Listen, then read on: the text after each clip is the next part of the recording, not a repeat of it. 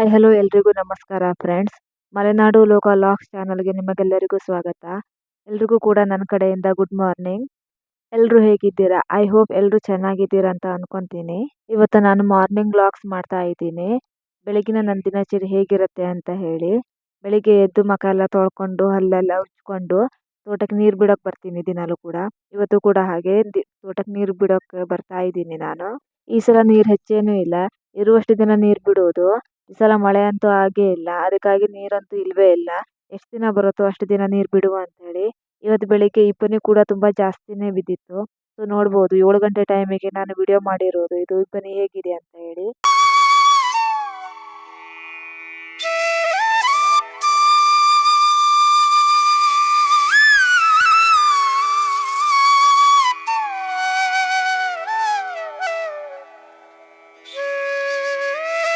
ಈ ಸಲ ಇಬ್ಬನಿ ಅಷ್ಟೆಲ್ಲ ಬಿದ್ದಿಲ್ಲ ಅನ್ಕೊಂತೀನಿ. ಯಾಕೆಂದ್ರೆ ಇಲ್ಲ ಅಂತಂದ್ರೆ ತುಂಬಾ ಅಂದ್ರೆ ರೋಡ್ ಎಲ್ಲ ಕಾಣಿಸ್ತಾನೆ ಇರಲಿಲ್ಲ, ಅಷ್ಟೆಲ್ಲ ಇಬ್ಬನಿ ಬೀಳೋದು. ಆದ್ರೆ ಈ ಸಲ ತುಂಬಾ ಕಡಿಮೆ ಇಬ್ಬನಿ ಬೀಳೋದು. ಸಂಜೆಗೆ ಮನೆ ಕಡೆ ನೀರನ್ನ ಬಿಡ್ತೀವಲ್ಲ, ಅದಕ್ಕೆ ಗೇಟ್ ಎಲ್ಲ ಮನೆ ಕಡೆ ತಿರ್ಗಿಸಿದ್ದಿದೆ. ಅದನ್ನ ಬೆಳಿಗ್ಗೆ ನೀರು ಬಿಡಕ್ ಬಂದಾಗ ಈ ಗೇಟನ್ನೆಲ್ಲ ತೋಟದ ಕಡೆ ಬಿಡೋ ತರ ತಿರ್ಗಿಸ್ಕೋಬೇಕು. ತುಂಬಾ ಬಿಗಿ ಬರುತ್ತೆ ಗೇಟನ್ನೆಲ್ಲ ತಿರ್ಗ್ಸಕ್ಕೆ. ಸೊ ಇದನ್ನೆಲ್ಲ ತಿರ್ಗಿಸ್ಬಿಟ್ಟು ಬಾವಿಗೆ ನೋಡ್ಬೋದು ನೀವು ಸ್ವಲ್ಪನೇ ನೀರಿದೆ. ಕಡಿಮೆ ಅಂತಂದ್ರೆ 6 ಫುಟ್ ನೀರಿದೆಯೇನೋ ಅಷ್ಟೇಯ.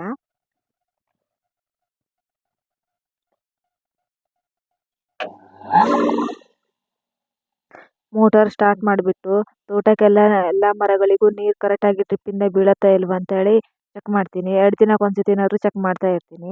ಇಲ್ಲ ಅಂತಂದ್ರೆ ಒಂದೊಂದು ಡ್ರಿಪ್ಪಿಗೆಲ್ಲ ಕಸ ಹಿಡಿದ್ಬಿಟ್ರೆ ಆ ಮರಗಳಿಗೆ ನೀರೇ ಬೀಳೋದಿಲ್ಲ. ಅದಕ್ಕಾಗಿ ಎಲ್ಲ ಮರಕ್ಕೂ ಕರೆಕ್ಟಾಗಿ 2 ದಿನಕ್ಕೆ ಒಂದ್ಸತಿ ನಾನು ಚೆಕ್ ಮಾಡ್ತಾ ಇರ್ತೀನಿ. ಸೊ ಇವತ್ತೇ ಅದನ್ನ ಚೆಕ್ ಮಾಡ್ತಾ ಇದ್ದೀನಿ ನಾನು, ಎಲ್ಲ ಮರಗಳಿಗೂ ನೀರು ಬೀಳತ್ತಾ ಇಲ್ವಾ ಅಂತ ಹೇಳಿ.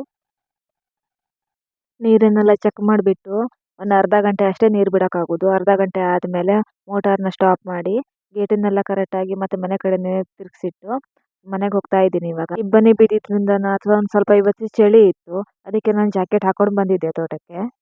ಇವತ್ತು ಸೋಮವಾರ, ನಮ್ಮನೇಲಿ ಸೋಮವಾರ, ಮಂಗಳವಾರ, ಶುಕ್ರವಾರ ದೇವ್ರ ಪೂಜೆ ಮಾಡ್ತಾರೆ. ಅದಕ್ಕೆ ಇವತ್ತು ನಿನ್ನೆ ಇಟ್ಟಿರುವಂಥ ಎಲ್ಲ ಹೂವನ್ನೆಲ್ಲ ತೆಗೆದು ದೇವರನ್ನೆಲ್ಲ ಒರೆಸಿ ಎಲ್ಲ ಕ್ಲೀನ್ ಮಾಡ್ತಾ ಇದ್ದೀನಿ. ನಮ್ಮ ಮನೆಯಲ್ಲಿ ದೇವ್ರದನ್ನ ಅಷ್ಟೊಂದು ಚೆನ್ನಾಗಿ ಅಂದರೆ ಕಟ್ಟೆ ಎಲ್ಲ ಕಟ್ಟಿ ನಾವು ದೇವರನ್ನ ಇಟ್ಟಿಲ್ಲ. ನೆಕ್ಸ್ಟ್ ಮಂತ್ ಅದನ್ನು ಮಾಡ್ತಾ ಇದ್ದೀವಿ ನಾವು, ದೇವ್ರ ಕಟ್ಟನ್ನೆಲ್ಲ ಕಟ್ಟಿ ಚೆನ್ನಾಗಿ ಮಾಡಿ. ಸೊ ಇದು ಸಿಂಪಲ್ ಆಗಿ ದೇವ್ರನ್ನ ಇಟ್ಕೊಂಡು ಈ ಥರ ಪೂಜೆನ ಮಾಡ್ತಿದ್ವಿ.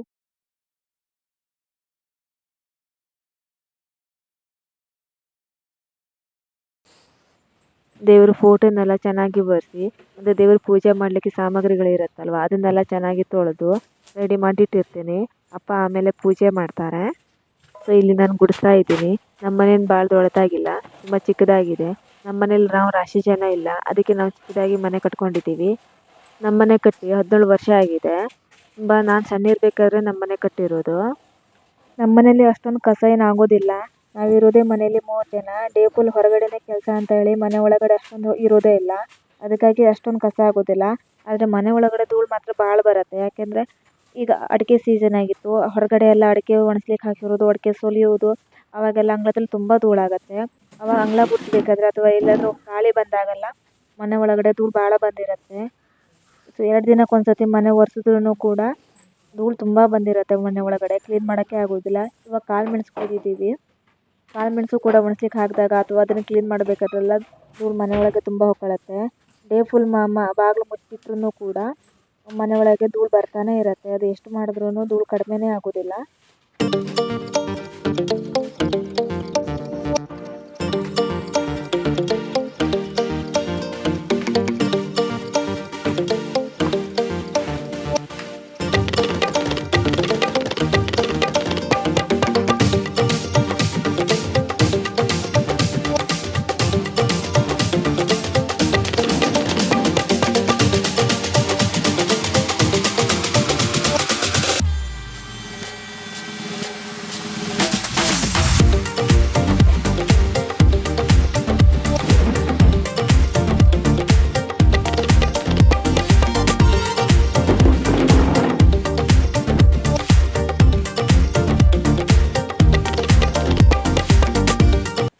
ಮನೆಯೆಲ್ಲ ಕ್ಲೀನಾಗಿ ಗುಡಿಸಿ ಒರೆಸಿ ಇವೆಲ್ಲ ಕ್ಲೀನ್ ಮಾಡಾಯಿತು. ಈಗ ಸ್ವಲ್ಪ ಅಂಗಳದಲ್ಲಿ ಧೂಳಿತ್ತು. ಸೊ ಅಮ್ಮ ಅಂಗಳದ ಮುಂದೆ ಒಂದು ಸ್ವಲ್ಪ ಸಾರಿಸ್ತೀನಿ, ತುಂಬ ಧೂಳಾಗಿದೆ ಅಂತೇಳಿ ಸಗಣಿ ತಂದಿಟ್ಟಿದ್ದಾಳೆ. ನಾನು ಅಂಗಳನ ಸ್ವಲ್ಪ ಅಮ್ಮಂಗೆ ಕ್ಲೀನ್ ಮಾಡಿಕೊಡ್ತಾ ಇದ್ದೀನಿ. ಸೋಮವಾರ ಆಗಿದ್ದರಿಂದ ತುಳಸಿ ಮುಂದೆ ಅಮ್ಮ ಸಾರಿಸ್ತಾ ಇದ್ದಾಳೆ. ಎಲ್ಲ ಮನೆ ಮುಂದೆ ತುಳಸಿ ಮುಂದೆ ಎಲ್ಲ ಕ್ಲೀನ್ ಆದಮೇಲೆ ನೆಕ್ಸ್ಟ್ ಸ್ನಾನ ಮಾಡಿ ರಂಗೋಲಿ ಎಲ್ಲ ಹಾಕ್ತೀನಿ ನಾನು. ಡ್ರಿಪ್ಪನ್ನೆಲ್ಲ ಚೆಕ್ ಮಾಡಿ ಮನೆಗೆ ಬಂದಿದ್ದೆ. ಸೊ ಇವಾಗ ಅರ್ಧ ಗಂಟೆ ಆದಮೇಲೆ ಮತ್ತೆ ತೋಟಕ್ಕೆ ಹೋಗ್ತಾ ಇದ್ದೀನಿ. ತೋಟಕ್ಕೆ ಹೋಗೋದಂದ್ರೆ ದೊಡ್ಡ ತಲೆನೋವು ಬರುತ್ತೆ. ಯಾಕೆಂದರೆ ಘಟ್ಟ ಹತ್ತಬೇಕು ಮತ್ತು ಇಳಿಬೇಕು ಅಂತ ಹೇಳಿ. ಒಂದು ಸತಿ ತೋಟಕ್ಕೆ ಹೋಗಿ ಬಂದರೆ ಸಾಕಾಗಿ ಹೋಗುತ್ತೆ. ಬಾವಿಗೆ ನೀರು ಎಷ್ಟು ಖಾಲಿಯಾಗಿದೆ ಅಂತೇಳಿ ನೋಡಿಬಿಟ್ಟು ಮೋಟಾರ್ನ ಬಂದ್ ಮಾಡಿ ಆಮೇಲೆ ಗೇಟನ್ನೆಲ್ಲ ಮತ್ತೆ ಕರೆಕ್ಟಾಗಿ ತಿರುಗಿಸಿಟ್ಟು ಬರ್ತೀನಿ. ತೋಟದಿಂದ ಮನೆಗೆ ಘಟ್ಟ ಹತ್ತಿ ಬರಬೇಕಿದ್ರೇ ಪೂಜೆಗೆ ಹೋಗ್ಬೇಕಲ್ವಾ ಅಂತ ಹೇಳಿ ಕೊಯ್ತಾ ಬರ್ತಾ ಇದ್ದೀನಿ.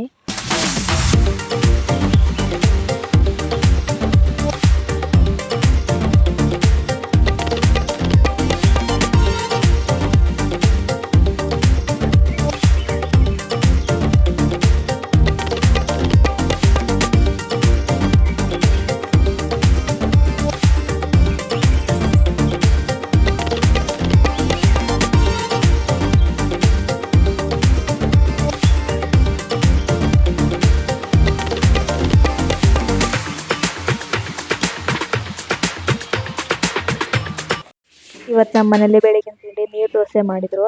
ನಮ್ಮ ಅಕ್ಕ ಮನೆಗೆ ಬಂದಿದ್ಲು, ಅದಕ್ಕೆ ದೋಸೆ ಮಾಡ್ತಾ ಇದ್ದಾಳೆ.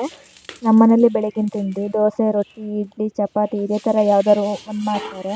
ಯಾವಾಗಲೂ ನಾವು ಬೆಳಗಿನ ತಿಂಡಿನ ಒಲೆ ಮೇಲೆ ಮಾಡ್ತೀವಿ. ಯಾಕೆಂದರೆ ತುಂಬ ರುಚಿಯಾಗಿ ಬರುತ್ತೆ ಅಂತ ಹೇಳಿ ಬೆಳಗಿನ ತಿಂಡಿನ ಕಟ್ಟಿಗೆ ಒಲೆ ಮೇಲೆ ಮಾಡ್ತೀವಿ ನಾವು.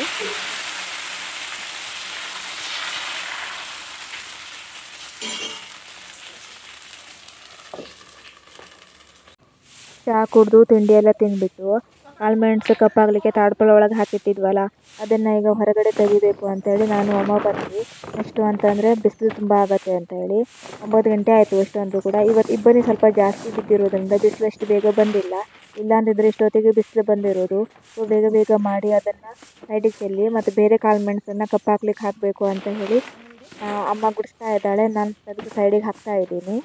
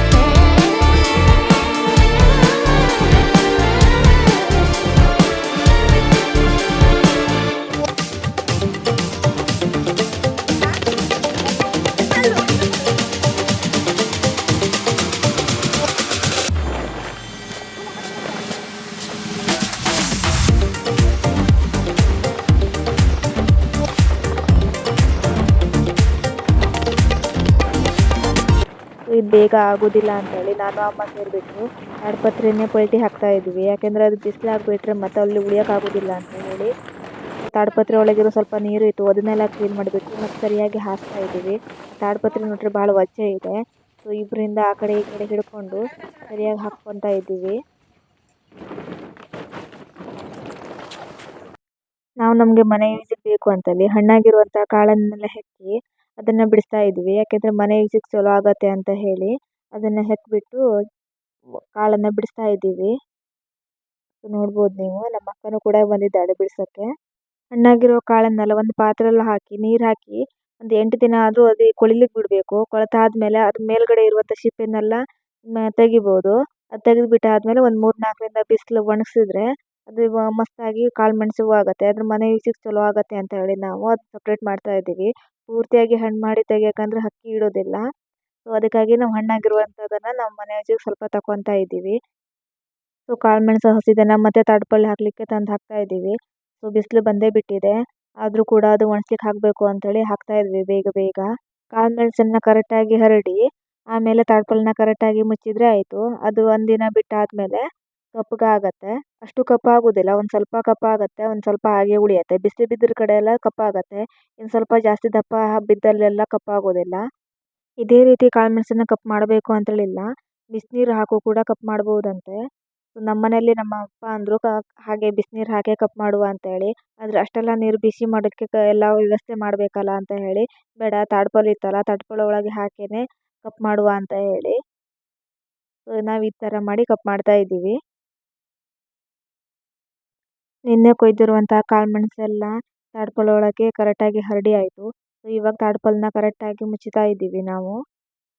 ಕಾಳುಮೆಣಸು ಹರಡಿ ಎಲ್ಲ ಒಣಸ್ಲಿಕ್ಕೆ ಹಾಕಲಿಕ್ಕೆ ಕಾಳುಮೆಣಸಿನೆಲ್ಲ ಕೆಲಸ ಮುಗಿಸೋ ತನಕ ಬೆಳಿಗ್ಗೆ 10 ಗಂಟೆ ಆಯಿತು. ಸೊ ಇವತ್ತಿನ ಮಾರ್ನಿಂಗ್ ವ್ಲಾಗ್ನ ಇಲ್ಲಿಗೆ ಎಂಡ್ ಮಾಡ್ತಾ ಇದ್ದೀನಿ. ಯಾರೆಲ್ಲ ವಿಡಿಯೋ ನೋಡ್ತಾ ಇದ್ದವರು ನನ್ನ ಚಾನಲ್ನ ಸಬ್ಸ್ಕ್ರೈಬ್ ಮಾಡದೆ ವೀಡಿಯೋಸ್ನ ನೋಡ್ತಾ ಇದ್ದರೆ ಪ್ಲೀಸ್ ಸಬ್ಸ್ಕ್ರೈಬ್ ಮಾಡ್ಕೊಂಡು ನೋಡಿ. ಹಾಗೆ ವಿಡಿಯೋ ಏನಾದರೂ ನಿಮ್ಗೆ ಇಷ್ಟ ಆದರೆ ಲೈಕ್, ಶೇರ್, ಕಮೆಂಟ್ ಮಾಡೋದನ್ನು ಮರಿಬೇಡಿ.